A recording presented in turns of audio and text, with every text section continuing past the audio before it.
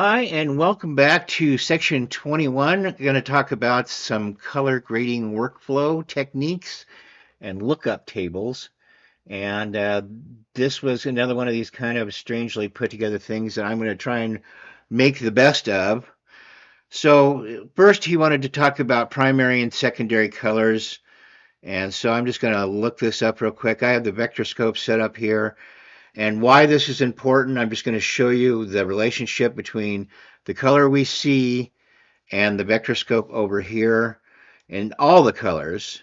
So when we move this over to red, for example, it kind of comes up to that square here, comes down to yellow, to the square there. And as we move you see our little guy over here in the gain table, we move our little guy over here along the rim of things, it starts to get into different colors. And so that's how the vectorscope represents colors. Now, why this is important is you see this little guy here in the middle and how it kind of goes on the diagonal line a little bit here.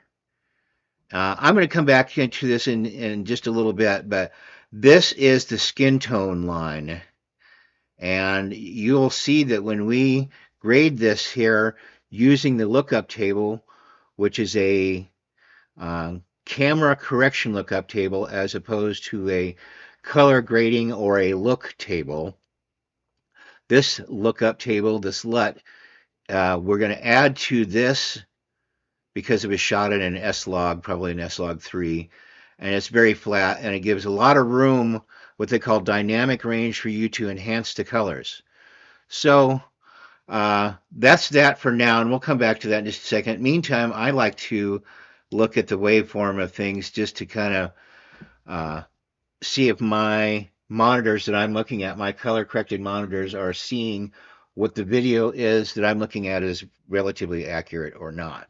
So let's look over here on the next thing is how to apply a lookup table to nodes and clips, and then how to apply the opacity to them. I'm a little foggy on the opacity of that. Then how to create and apply a project lookup table. That's going to be beyond our scope of things for right now. And then applying grades to multiple clips and using the picture gallery, which is very cool. So I think maybe we'll start with the picture gallery because that is kind of cool. So let me get rid of that. And I brought the picture gallery up. And I'm going to get rid of the clip so we got a little bit more room to work. I'm going to come over here and I'm going to just make a vignette of this guy kind of. So let's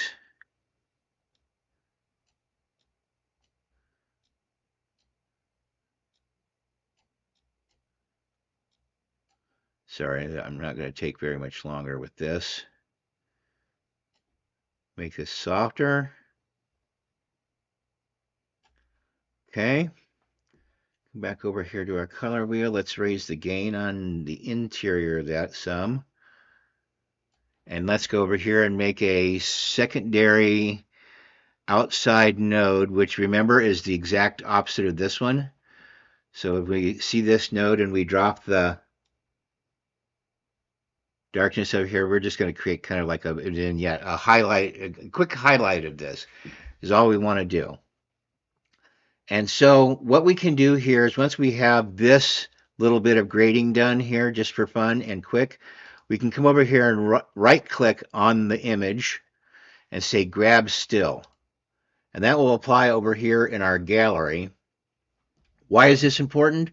Because we can come and right click on the still and say display node graph. And so what this still contains is this edit that we've done to that bit of clip there. So let's get out of this, close. And so this still now houses the information of this edit. So let's come over here to our clips real quick and just pick something else real fast so we can throw this in there.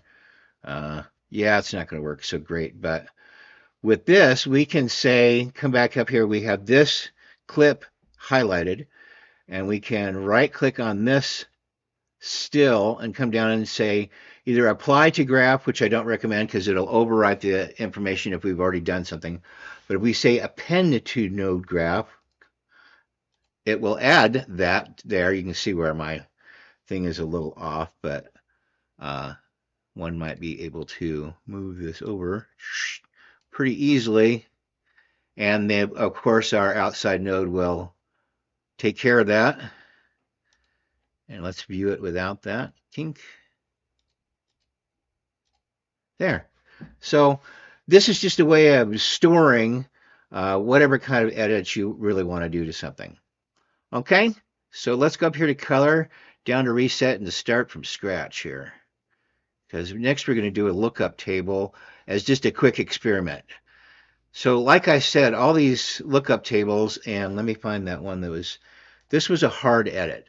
Okay, let me clear this to all nodes. And let me give us some room to work here. So this node has no editing on it, color correction whatsoever. And we've been through this one before. Remember when we did we came over here and we did the gradient adds here. We did the sunshine coming in from this side and the darkness coming in from this side. Well, and when we come over to the lookup table gallery here, all these are cameras or their looks. The Red camera, the Sony camera. This, like I said, is shot with a really nice ARRI Alexa. That's a super duper high-end camera. And every camera requires, they're all a little bit different. All their sensors are a little bit different, but they have correction to them. So when we come over here and we move our mouse onto this ARRI Alexa thing and we scrub across, we can see what ARRI's idea of what this clip should look like based on that.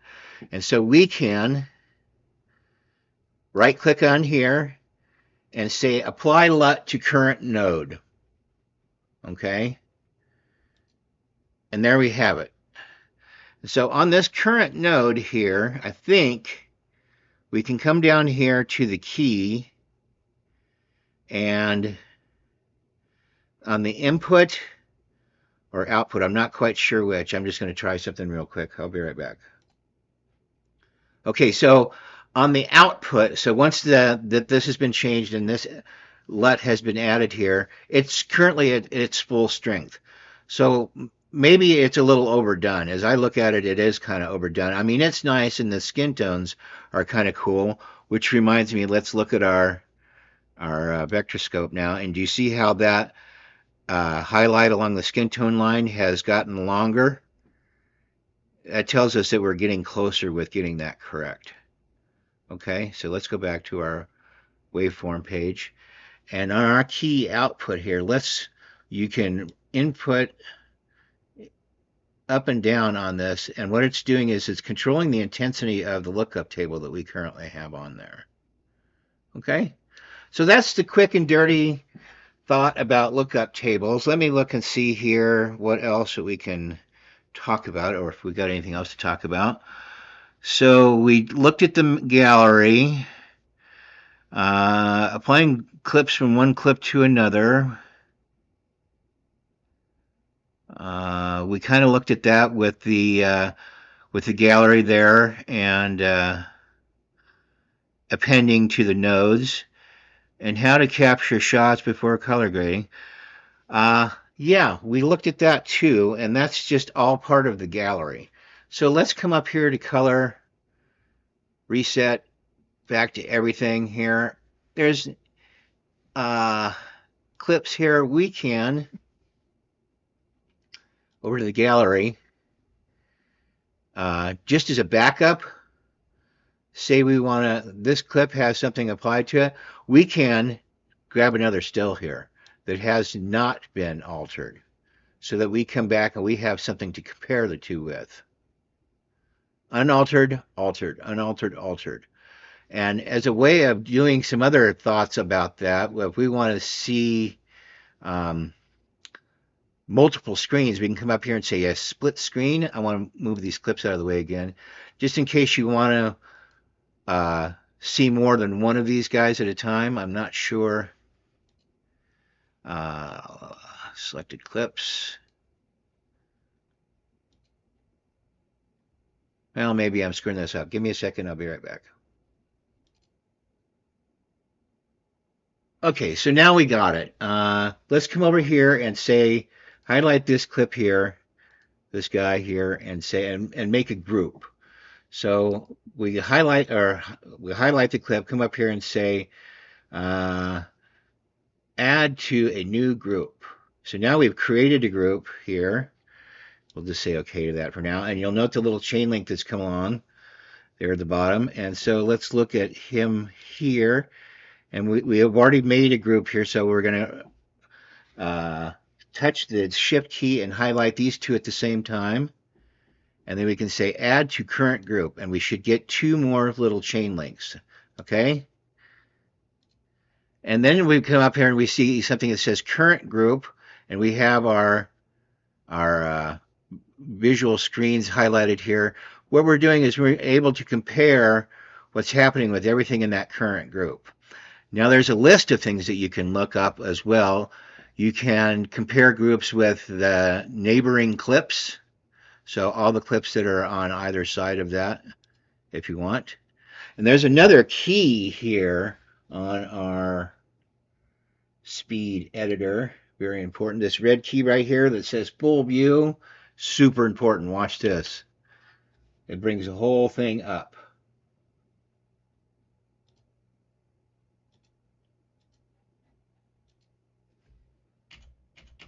Yep, there. Oops. There we go. So now we have a really tight in look on everything. So if you're doing some really touchy grading, and you can play a bit of it if you want, and just by the touch of a single key. Okay, let's get back to that. And I think that pretty much covers everything. Let me check here, just make sure I've covered everything on the list to the best of my ability for now. Copying grades, yep. Grabbing stills, yep. Comparing shots for better grading, best I could. Okay, well, we will be moving past all this now. We have one left that I'm going to add to this because it's, yeah, we have one thing left. I'm not going to mess around with any of this other stuff because we've kind of learned this along the way. And again, we have an entire section on color grading, so I don't think I want to play with that here for right now, as I keep reminding you. All right, guys, see you in the next one. There's my shining face. Okay, guys, see you in the next one. 1 3-minute video left, and we're done with this section. Very cool. Thanks for watching.